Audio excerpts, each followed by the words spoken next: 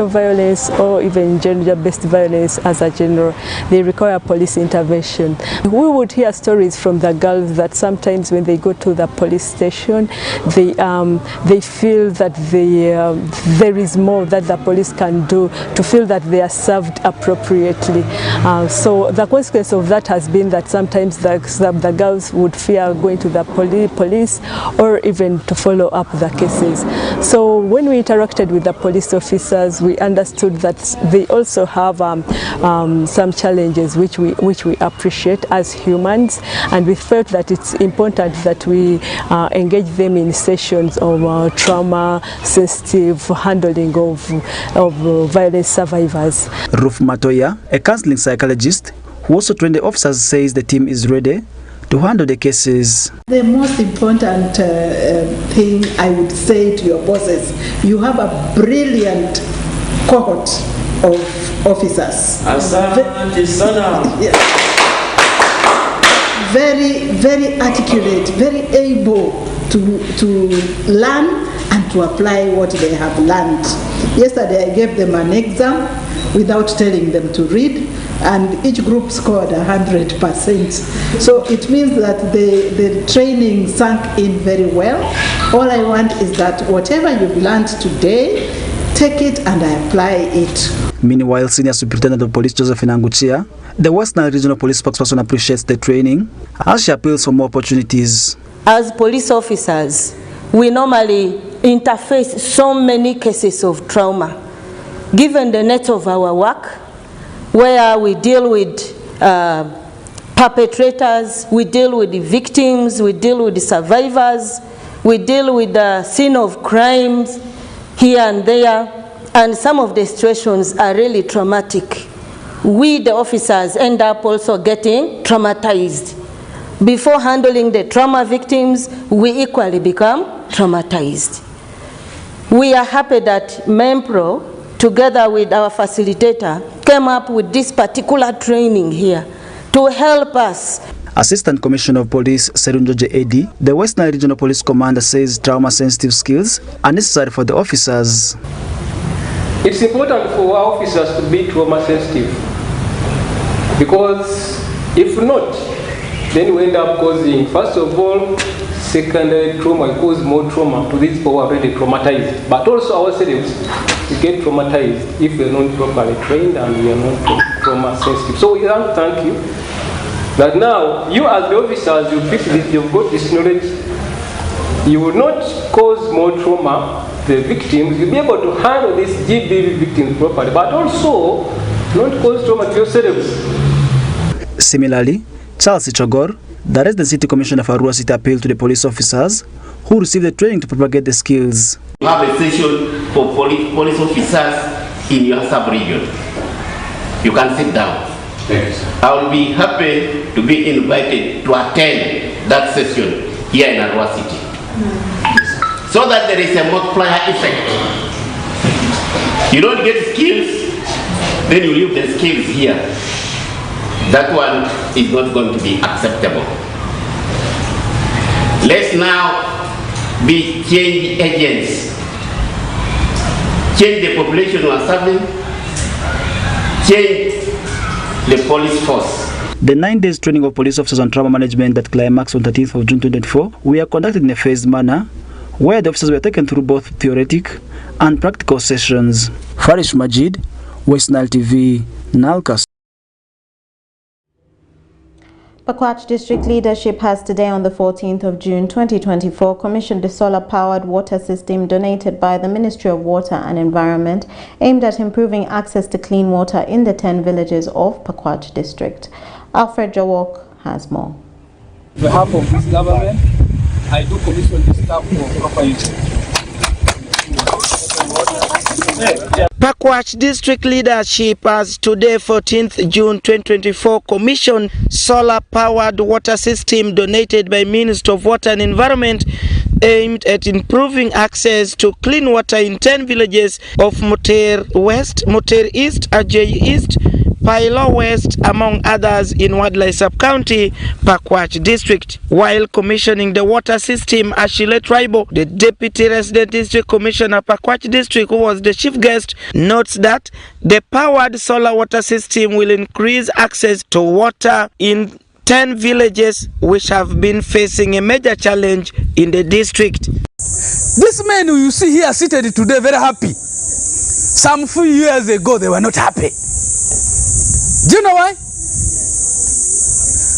By midnight their women will not be around. So this man is allowed to tolerate the coldness from midnight up to morning, because this woman is off for looking what? Looking for what? Our girl child has been a was at that time. Honorable Robert Omito-Steen, Pakwach District Chairperson, commends the government for this initiative before calling upon the community to embrace and protect the water source for future use. The potential of our young people were draining because of uptake of bad water, dirty water. And so I want to congratulate the government of Republic of Uganda and then the good stewardship of General Yoweri Kaguta Museveni. He is a hero, a legend, and also a guru in terms of fighting what caused human life. This contributes to health. It contributes to education. Dr. Eito Isaiah, senior sociologist in the Ministry of Water and Environment, has tasked the community members to take charge of the water system to extensively maintain it before warning them of vandalism. The work that we do as Ministry of Water and Environment are basically three. The first work that we do as a ministry is that of ensuring that every Ugandan in the rural areas and in the urban has access to clean and safe water. That is the mandate that we wake up every morning to achieve. The second is to see that our environment is preserved. The third is to see that we regulate the usage of the resources that we have, both water and environment, such that they are able to meet the current needs of the current population, but also we are able to sustain them to meet the needs of the future generation. Joseph Owinji, a member of Moter Water Committee, applauded the Minister of Water and Environment for bringing clean water closer to them. He appealed to the Minister of Water and Environment to add more components of the project to the communities surrounding this project.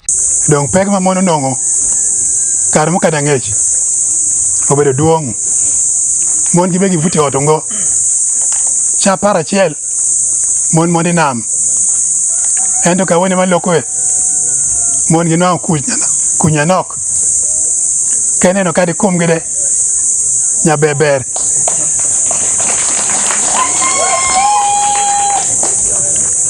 e wan cheke wajom kupiye no watedo wamado kenen wande kuma lokere elizwa bok wadako nyalando lando. The 580 million water project will serve more than 2,500 people in Moter Parish and was constructed by Zonghao Overseas Construction Engineering Company Limited. Alfred Jawok, West Nile TV, Nilecast. As power struggling between the Acholi Paramount Chief Rot David Onen Achana II and his counterpart Rot Charles Santo Apire of the Atiak clans deepens, the Acholi Paramount Chief sounded a warning to the Rot Richard Santo Apire to stop using the name of the Acholi cultural institution, that is Kel Kwaro Acholi, for his cheap popularity. Rot David Onen Achana also urges the chief to boycott the purported election exercise for the Acholi Paramount Chiefs that was slated to take place today, the 14th of June 2024, saying it is null and void. Stephen Okello reports. The Acholi Paramount Chief, Rot David Onen Achana II, asked the chief from all the 58 clans in Acholi sub-region to disregard the purported forthcoming election for the new paramount chief, saying it is illegal and disrespectful to the tribes. If they were going to have any election, they should do it under a different name, not under Kekwara. If they are going to do it under Kekwara, actually, that means that they are contravening so many laws and rules, which is not proper, which is not okay. And I request them to stop it. This came after the rivaling chief, which arrived last year after the dismissal of the then Prime Minister of Achule Kekwaro, Ambrose Ola, announced the day for the elections of the new paramount chief. And calling themselves and saying that it is Kekwaro, that I would say it's impersonation, because when they went to URSP to register, they said that they were sent from Kekwara actually, and they did it in Kampala because they know from Gulu here they would ask them, because URSP knows the people I sent to them. You know. So it's based on a lot of forgeries, a lot of deceptions and impersonation and lies. According to Rod Justin Binyi, this announcement came after a wide consultation which led to the production of a new constitution which will help to govern the Achule tribes.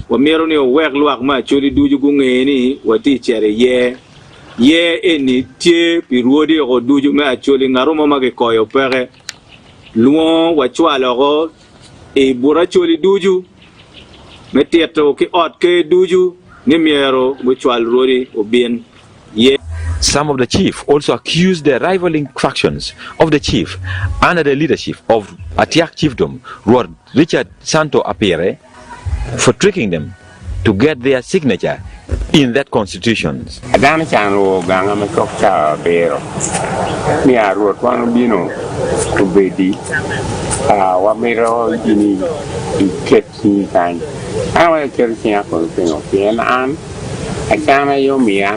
Carmano Walarwo, yeah, Cano Quell, Lopa, Guatanico, Mianco, and Loco, Cana, Natomoki Cante Boile, Mia, Locoman Bini, one for Bindo, one Mobini, man look for Gamente, Neromi, Kene, Mecoin, Munguri. So me a done my wing Pichene, Miania, Danny Guapno, Gamente. Traditionally, Achule community used to rely on the verbal records and songs guided by the spirit of their forefather to help them govern the Achule as a tribe. And the rivaling chiefs says the current paramount chief was violating their traditional lineage, and this prompted them to come out with a written constitution. Stephen Okello for West Nile Television, Nilecast. Following the history of violence witnessed in the past elections, characterized by the numerous arrests, killings, and spreading of tear gas on the supporters, the different elections stakeholders from the West Nile region are calling for peace ahead of the 2026 general election period. Take a look. As Uganda is gearing up towards the 2026 general elections, different election stakeholders from West Nile sub-region are calling for peace ahead of the period. This follows history of violence witnessed in the past elections, characterized by numerous arrests, killings, and spreading of tear gas on supporters, which is a violation of the citizens' rights. During a stakeholder engagement in Arua City, which was organized by West Nile Regional Civil Society Network, different duty bearers, among whom include the politicians, the clergy, the cultural leaders, and the Electoral Commission came together on 13th of June 2024 to deliberate on the 2026 general elections and peaceful transition. Kamugisha Babo Richard, the Director of Operations at the Electoral Commission, attributes the spate of violence in previous elections to defiance by some candidates. During the conduct of those elections, there were some presidential candidates who do not want to conform with the legislation that we are putting in place. You see, the security is here, members of the police force and sister agencies. By the time security moves in, takes interest in what you are doing, probably it means you have conducted yourself in a manner that is likely to offend the law. Meanwhile, Wadisa Myakua, the mayor of Arua City, cautioned the politicians from West Nile sub-region against the politics of hatred, as he calls for peace and reconciliation instead. But if I'm in NRM, this one is in ANT, the other one is FDC, the other one is in NUP, does it stop me from being your brother? It does not, it should not. Number one, when we are going for this politics, let us play politics of maturity. What makes people annoyed is when you are doing politics, you end up in someone's kitchen.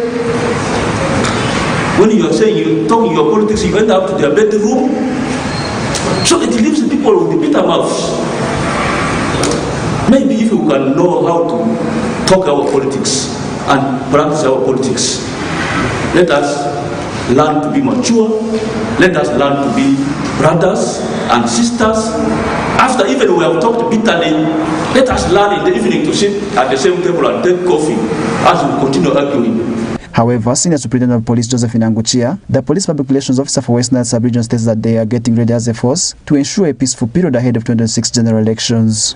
We are already in the process of ensuring that our officers are trained on human rights, our officers are trained, they are refreshed on professionalism, even courses like trauma management. All these will help during elections, because we know during the time of elections there will be a lot of trauma.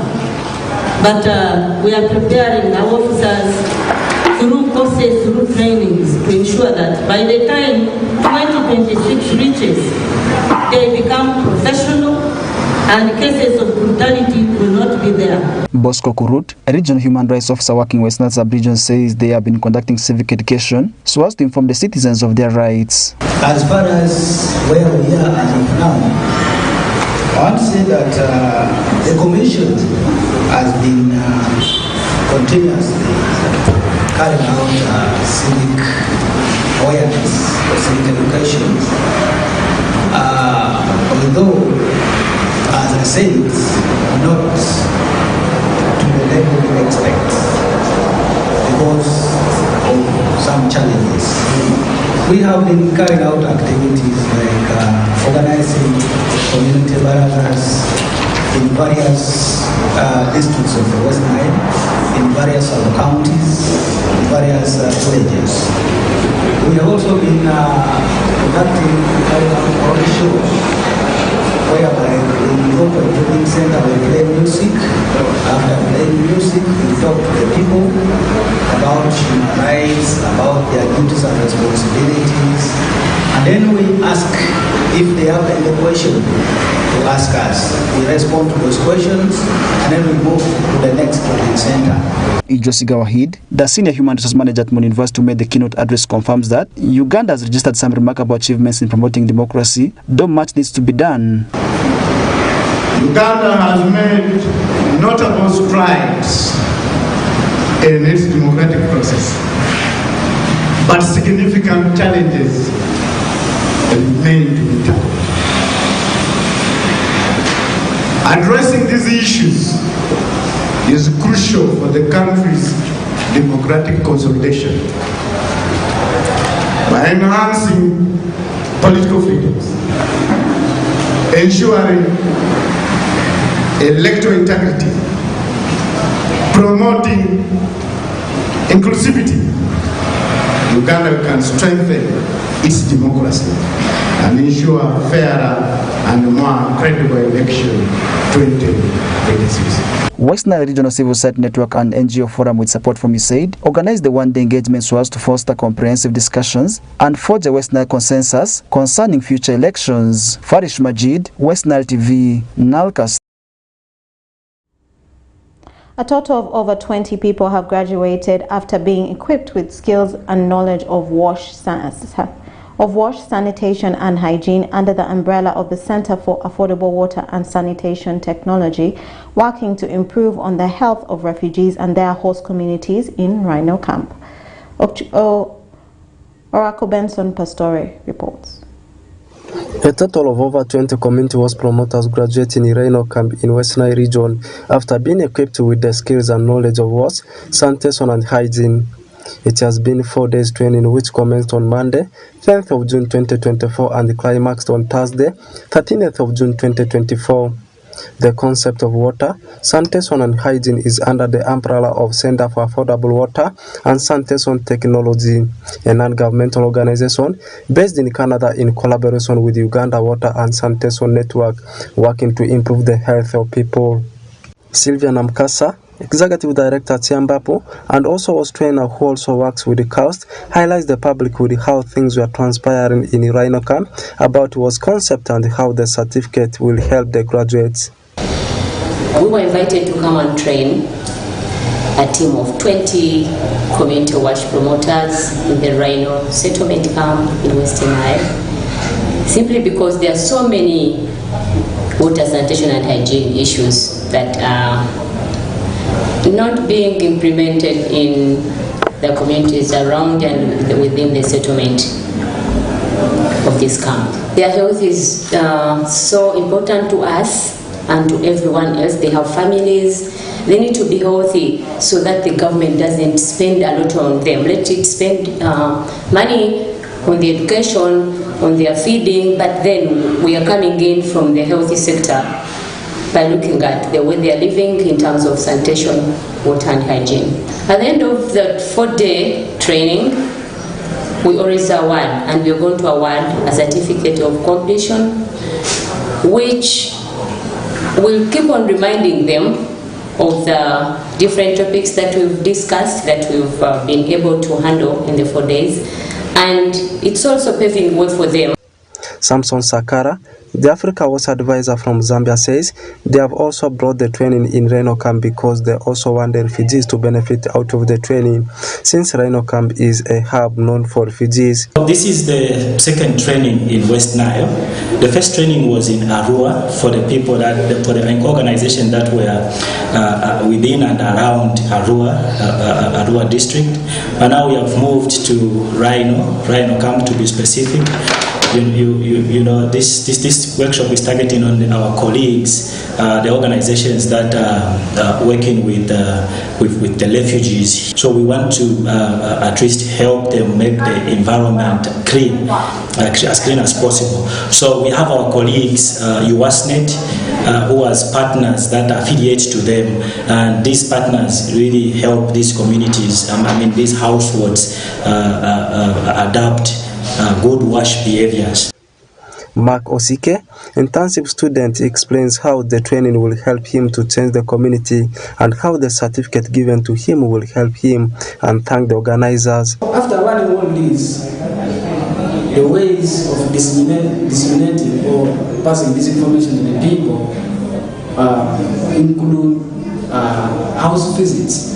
These people have to be visited from their homes and then be explained why they are able to see what we are talking about, other than maybe gathering them in one place far from these practical places. So I, as an individual, feel it's better to visit them from homes that they live in. I particularly had enough time to engage with them, and I really learned a lot from them, including things that I didn't say because they were out of the topic.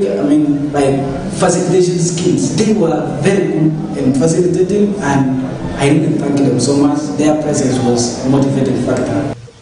Aziku Innocent, staff of Water Mission, says she has acquired knowledge about the concept of water, sanitation and hygiene, and similar says is grateful because of the certificate. I have learned how to identify wash issues. Not that I didn't know, but it added more knowledge to what I knew. I have also learned how to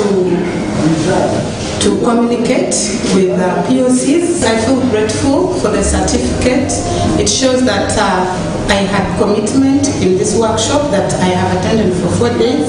Then also this certificate will help me in case I apply for other jobs. It will add on to my CV to show people that yes, I'm a wash person and yes, I did this certificate. Otim Norman, staff of Water Mission Uganda, thanked all the participants who have made it up to the final day. I would like to, in a very strong way, very, very strongly congratulate all of you upon the successful completion of the 4-day. Our dear facilitators, on behalf of UWASPE and on behalf of the participants, allow me to say thank you. Otim Norman, staff of Water Mission Uganda, thanked all the participants who have made it up to the final day. Center for Water and Sanitation Technology works hand in hand with Uganda Water and Sanitation Network to ensure that the concept of water, sanitation and hygiene is well implemented in Uganda at large, and the Rhino Camp is targeted because it is a hub for refugees where their life also matters. Oraku Benson Pastore, West Nile Television Nilecast.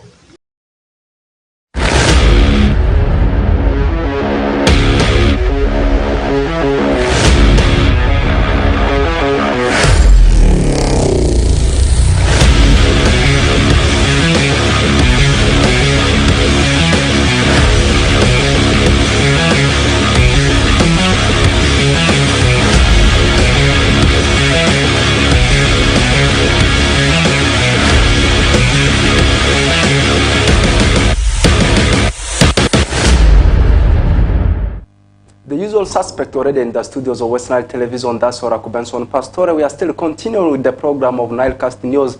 Right now, coming on your way is what is happening in the world of sports. I can confirm to you the biggest story which is coming tonight is all about the commencement of 2024 European Championship. People love calling it Euros. It's actually commencing today with a very huge game to be played tonight at 10 p.m. as the host country, that's Germany, will be tussling it out with a country called Scotland. Briefly, I need to highlight you with the group stages, and at the same time, the upcoming matches. In Group A, we have got the host country, that's Germany. We have Scotland, Hungary, and lastly, Switzerland. Meanwhile, in Group B, we have got Spain, Croatia, the defending champions, that's Italy, and the lastly, Albania. Meanwhile, in Group C, we have Slovenia, Denmark, we have Serbia, and lastly, England, the runners-up of the recent tournament. And in Group D, we have got Poland of Robert Lewandowski, we have Netherlands, Austria, and lastly, France. Meanwhile, in Group E, we have Belgium of Kevin De Bruyne, we have Slovakia, we have Romania, and lastly, Ukraine. And in last group, that's in Group G, we have got Turkey, Georgia, Portugal of Cristiano Ronaldo, and lastly, Czech Republic. Briefly, let me highlight you with the upcoming fixtures. Like I said earlier on, the open ceremony game will be between Germany and the host country, as they will be tussling it out with Scotland, and this game is set to kickstart at 10 p.m. East African time. And then come tomorrow, Saturday, 15th of June 2024, we shall be having 3 fixtures on the card. Hungary will be having a date with Switzerland, that's in Group A, and in Group B, Spain will be tussling it out with Croatia, as Albania will be taking on the team of Italy, the defending champions. And on Sunday, Poland will be tussling it out with the Netherlands, that's in Group D, and in Group C, Denmark will be having a date with Slovenia, and lastly, on Sunday, Serbia will be tussling it out with that's England. Like I said earlier on, the defending champions are Italy, and England finished as the runners-up. So we are waiting to see how this season's European Championship is going to transpire. It's officially commencing tonight with a game between Germany and Scotland. And away from that, also the sister tournament called the Copa America is also bouncing back, but not this week. It's bouncing back next week on Friday, where the host country, that's USA, will be having a date with the defending champions. That's not USA, rather Canada actually will be having a game with Argentina. Argentina actually, they are the defending champions. You know, some of you can remember the final of 2021 Copa America final, where we saw the country of Argentina defeating Brazil in their own stadium, that was in Maracana. That is so Argentina beating Brazil in the final. So they will be opening the ceremony with a game up against Canada. Like I said earlier on, USA, they are the host country, and in the biggest city of Atlanta, this is what is going to transpire in Copa America. Let's finalize everything with what continues to transpire as far as movement of the players are concerned. I mean transfer news. Right now, as I talk, Seamus Coleman has already extended his contract with the team of Toffees. I mean in Everton. He joined Everton way back in 2008 from a team in Northern Ireland, Northern Ireland, but from Republic of Ireland. The team is called Sligo Rovers. He joined Everton, by then it was at a fee of £60,000, not £60,000 million, but £60,000, and he has spent so many years with the Toffees, just extending 1 year contract with the team of Toffees. Lastly, Matt Hummels, German defender, has officially confirmed that he will be leaving BVB at the end of the season. In fact, the season has already come to an end, but his contract with the team of Borussia Dortmund will expire at the end of this particular month, and he has had something of around 13 years, or 13 seasons with the BVB side, and helping the team to reach in 2 UEFA Champions League finals. The first one was in 2013 when they were beaten by their arch-rivals Bayern Munich by 2-1, and also recently this season they entered into another final with the team of Los Blancos. They were beaten by 2-0, and also with the team of Borussia Dortmund, he was part of the squad that won 2019 German DFB Pokal, or German Cup, with the team of BVB, and also he had some spells with the team of Bayern Munich and winning a back-to-back Bundesliga titles, and was also part of the squad that won 2014 World Cup with the team of Germany. With that, I can confirm to you I am closing the chapter. Let's link up again tomorrow.